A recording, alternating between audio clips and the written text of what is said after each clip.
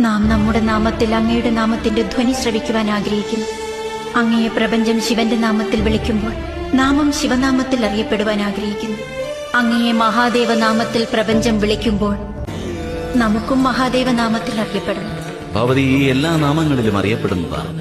എന്നാൽ നാം ഭഗവതിയെ പാർവതി എന്നേ വിളിക്കുകയുള്ളൂ. കാരണം നാം വിവാഹം കഴിച്ചത് പാർവതിയെയാണ്.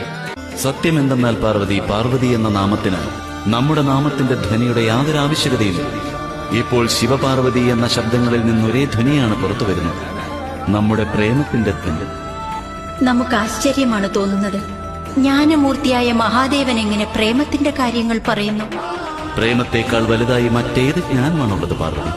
പ്രേമത്തിന്റെ മഹത്വത്തെ തിരിച്ചറിയുവാൻ കഴിയാത്ത ജ്ഞാനം, പ്രേമത്തിൽ നിന്നും വിമുഖത കാണിക്കുന്ന ജ്ഞാനം, അത് ജ്ഞാനമല്ല, അജ്ഞാനമാണ്. ഈ പ്രപഞ്ചത്തിന്റെ പ്രത്യേകമായ ജീവിത സൂത്രത്തെ മധുരതരമാക്കുന്ന ആധാരം പ്രേമം തന്നെയാണ്.